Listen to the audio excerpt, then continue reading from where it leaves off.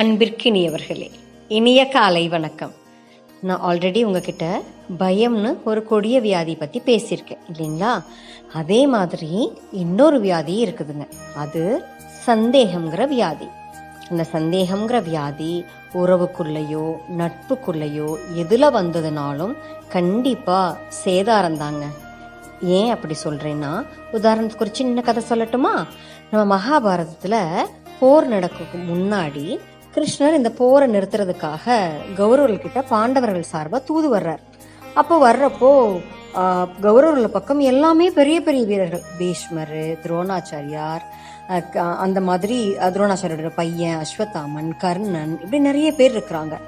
அஸ்வத்தாமன் ஒரு சிரஞ்சீவி. அஸ்வத்தாமனை கண்டிப்பா துரியோதனன் பக்கம் இருந்து அவனை சேனாதிபதி ஆக்கிட்டா பாண்டவர்களால நிச்சயமா வெல்ல முடியாது அப்படின்னு புரிஞ்சுக்கிட்ட நம்ம கிருஷ்ணர் என்ன பண்றாரு, அவர் தான் அழகா விளையாடுவாராச்சே எல்லா இடத்துலயும். அந்த சபையில எல்லாத்துக்கும் வணக்கம் சொல்றாரு. வணக்கம் சொல்லிட்டு அஸ்வத்தாமனை மட்டும் கிட்ட கூப்பிடுறாரு.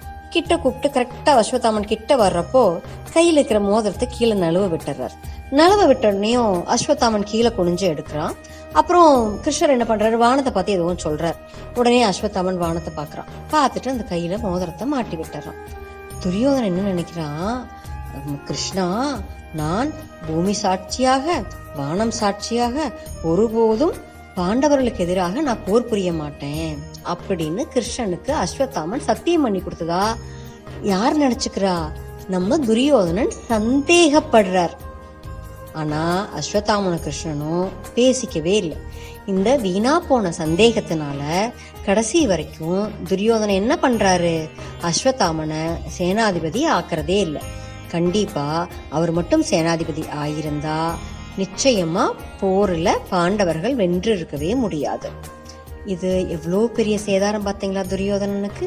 அதனால எந்த ஒரு உறவோ நட்போ ஒரு தடவை ஒருத்தங்களை நம்பிட்டீங்கன்னா கண்டிப்பா அவங்கள உங்களுடைய வாழ்நாள் முழுக்க சந்தேகப்படாதீங்க. சரிங்களா? சந்தேகப்பட்டா அந்த உறவு நிச்சயமா நிலைக்காதுங்க. சரிதானுங்களா? மகிழ்வுடன் விஸ்டம் மெட்ரிக் மேல்நிலைப்பள்ளி ஜெயாற்றை வென்றார்.